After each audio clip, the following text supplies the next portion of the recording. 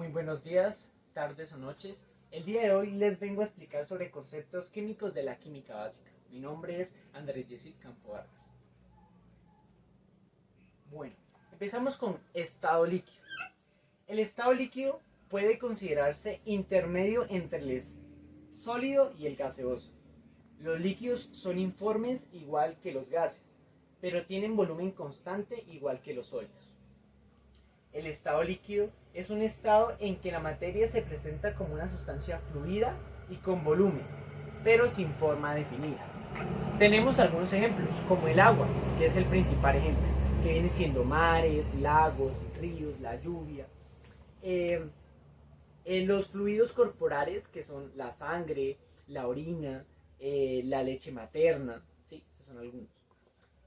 También tenemos otro ejemplo como la savia de las plantas, la gasolina, eh, lo que viene siendo los jarabes, el vino también.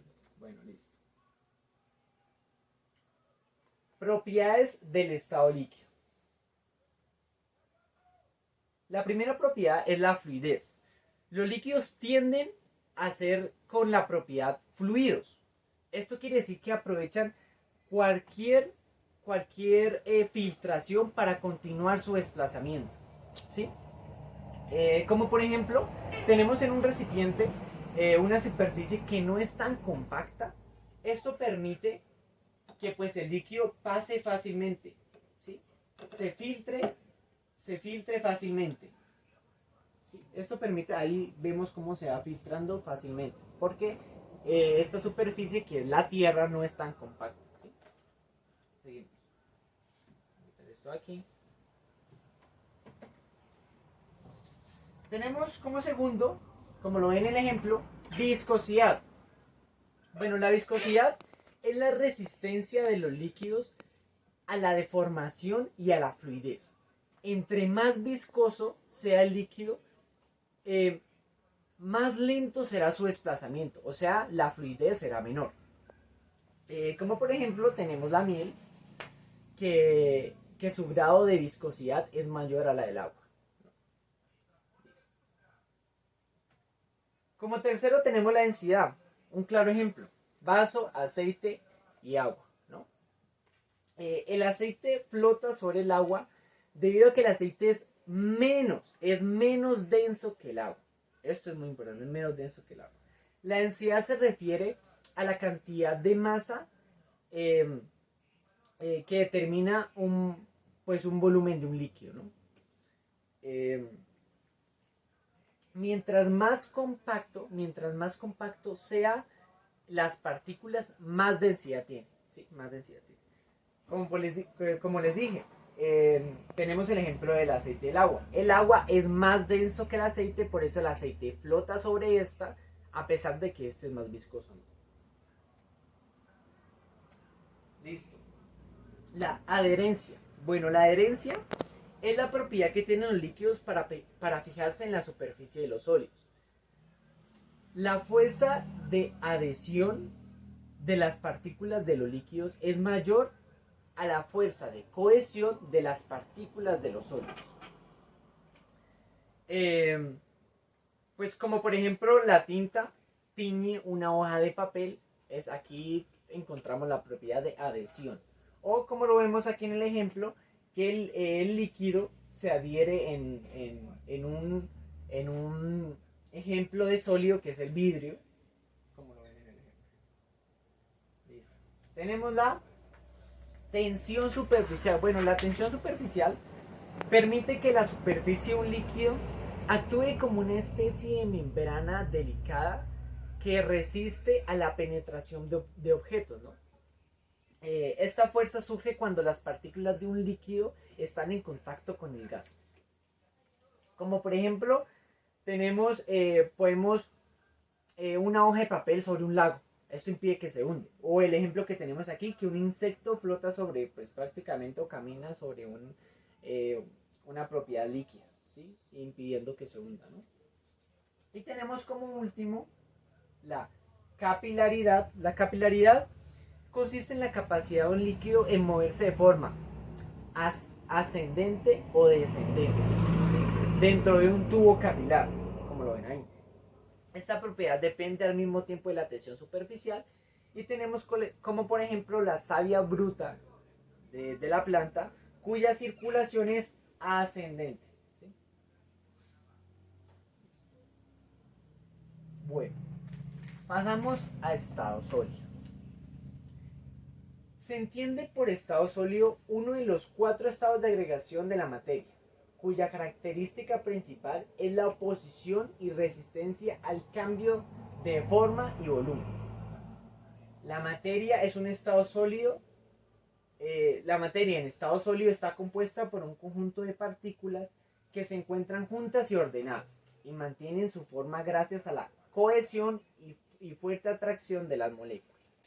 Tenemos como por ejemplo el vidrio, que es cristalino, más adelante explicaré eso. Otro ejemplo claro sería el diamante. Las sales es cristalino y el vidrio es de amorfo, ¿sí? Más adelante explicaré eso.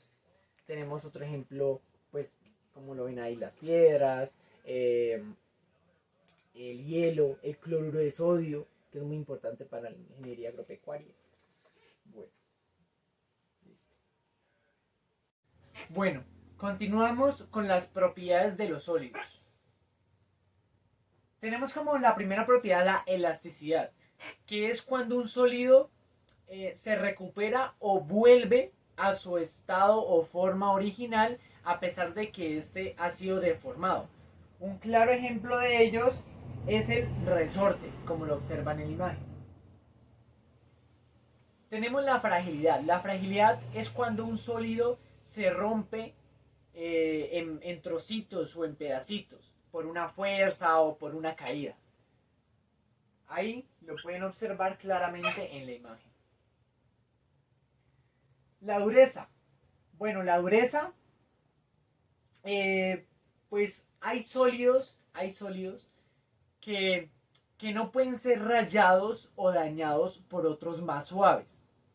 Un claro ejemplo de ellos es el diamante, que el diamante su dureza es extrema. Forma definida. Bueno, la forma definida son relativamente rígidos, no tienen fluidez como lo tienen los líquidos o los gases. Bueno, a pesar de que sea a bajas presiones, ¿no? A bajas presiones extremas. Y también tenemos lo que vendría siendo el volumen definido, que si tenemos una forma definida, el volumen también es constante. Alta densidad. Bueno, la densidad en los sólidos la densidad es relativamente alta, siempre es alta. Esto debido a que la cercanía de sus moléculas. Esto es debido a la cercanía de sus moléculas y por eso se dice que los sólidos son más pesados, ¿no? Bueno, seguimos con la flotación. Esta propiedad se presenta en algunos sólidos solo si el sólido tiene menor densidad que el líquido.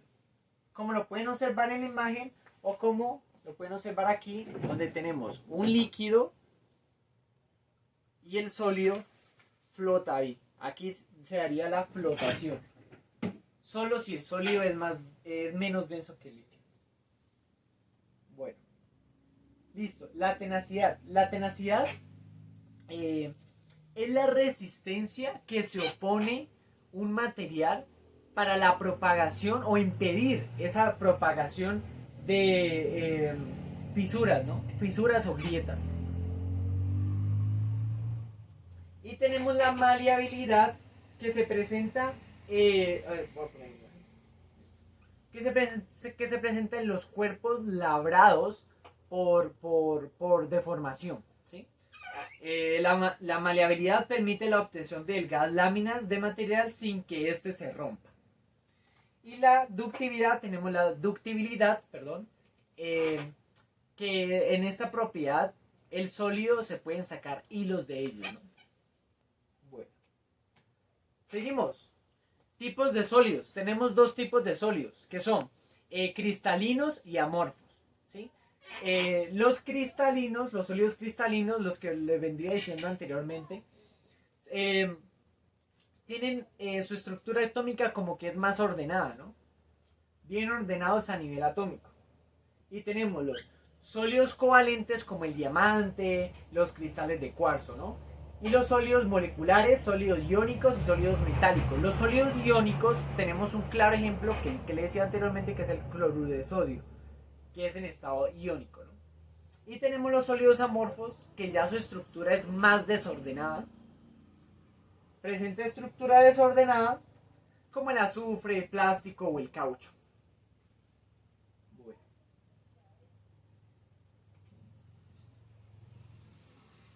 Bueno, estructura del estado sólido. La estructura y la composición de un sólido a nivel atómico determina muchas de sus propiedades macroscópicas, incluyendo, por ejemplo, la conductividad de calor, la conductividad electrónica, la densidad y la solubilidad. Como lo vemos en la imagen, que es la estructura de los sólidos cristalinos, que es la unidad de estructura de un sólido cristalino. Como que es la unidad básica, repetitiva de la disposición de átomos, de iones, de moléculas, de un sólido, ¿no? Bueno, como lo dice aquí, la estructura de un sólido cristalino se presenta mediante la repetición de la celda unidad en 3 direcciones del espacio. Como lo observan en la imagen, o como lo pueden observar en la otra imagen que tenemos ahí. Listo.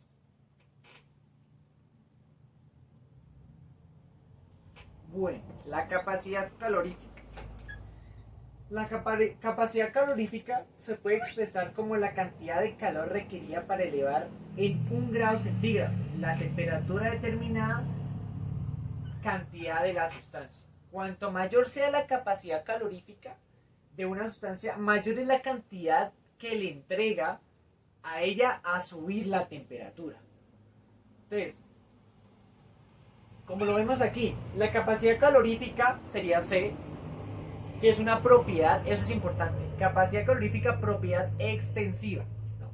Se expresa como calor sobre grados centígrados y por lo tanto pues tiene pues estas siguientes, lo que ven aquí las unidades, ¿no? Bueno, esto hay que tenerlo muy en cuenta porque haremos un ejercicio. Bueno, calor específico. El calor específico es la propiedad intensiva. Ya esta es intensiva, ya la anterior es extensiva. No depende de la materia y es un valor fijo para cada sustancia. Ahora cuanto mayor calor específico, mayor es el calor para absorber esa sustancia sin calentarse significativamente. La anterior sí necesita la temperatura. Entonces, tenemos el calor específico, C, que es propiedad intensiva, ya lo he aclarado muchas veces, y tiene pues las siguientes unidades, ¿no? Bueno, vamos con el ejemplo. El calor específico del agua siempre va a ser 4,184 J sobre grados Celsius, ¿sí?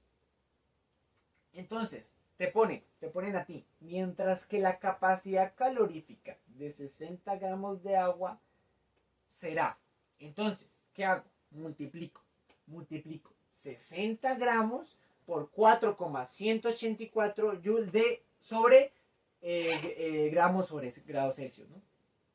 Gramos a grados Celsius. Ahí lo pueden observar. 60 gramos por 4,188, eso me da 255 sobre grados Celsius, ¿no? Bueno, listo. Seguimos con la tensión superficial, ¿no? Que ya había explicado el concepto anteriormente. Pero igual lo vuelvo a explicar, ¿no? La superficie de cualquier líquido se comporta como si sobre esta existe una membrana de tensión, la membrana delicada que hacía referencia anteriormente. La tensión superficial de un líquido está asociada a la cantidad de energía necesaria para aumentar su superficie por unidad de área. Tenemos dos ejemplos, ¿listo? Porque aquí entendemos es por ejemplo. Tenemos dos ejemplos. El primero es el insecto que camina sobre el agua. La interacción de las partículas de la superficie del líquido generan o realizan como una superficie elástica, ¿no? Lo que impide que este insecto pueda sumergirse en el seno del líquido, ¿no? Y tenemos otro ejemplo que es la gota. Acérquese eso, por favor. Que las fuerzas de tensión superficial tienden a minimizar la energía de la superficie del fluido, haciendo pues de que éstas tengan como esa tendencia de forma esférica, como lo observan. ¿Sí? Listo.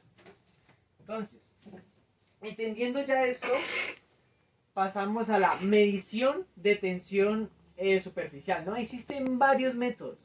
Existen muchos métodos pues, para medir esta tensión, entonces, superficial, ¿no? Entonces, uno de ellos es el que observan en la imagen, ¿sí? Al utilizar un anillo de platino, se lo coloca sobre la superficie del agua y aquí lo que estamos haciendo es medir la fuerza que se requiere para como separar el anillo de la superficie del agua de una balanza a alta presión, ¿no? Como lo observan en la imagen, ¿no? Este método o esta imagen se llama diagrama de cuerpo libre del anillo del Dunoy. Bueno, ahora el ejercicio de tensión superficial. Entonces, lo leo. Si la fuerza requerida para separar un anillo de Dunoy de 4 centímetros de diámetro de la superficie de un líquido es de 18,6 gramos. Quiere decir que la fuerza es 18,6 y el diámetro es de 4 centímetros. ¿Cuál es el valor de la tensión superficial del líquido? Esa es la pregunta. Entonces, la tensión superficial alrededor del anillo es igual a la fuerza ejercida para separarlo de la superficie del agua. Así. Entonces, nos da esta fórmula, que es 2pi por densidad por tensión superficial, que se le escribe como este signo, igual a la fuerza, ¿no? Entonces, la solución del ejercicio, nos dan eso, ¿no? ¿Qué hay que hacer? Nos están pidiendo la tensión superficial. Entonces, ¿qué hacemos? Despejamos la fórmula que nos dan. ¿Qué haría? Tensión superficial es igual a fuerza sobre 2pi por densidad, ¿sí? Lo que está acá se está multiplicando, pasa a dividir, ¿no? De ahí reemplazamos los valores que nos están dando en el problema, que es 18,6, que es la fuerza sobre 2pi por 4 centímetros, que es la densidad, y nos da como solución 0,74 gramos sobre centímetros. Siempre la tensión superficial se va a dar como gramos sobre centímetros.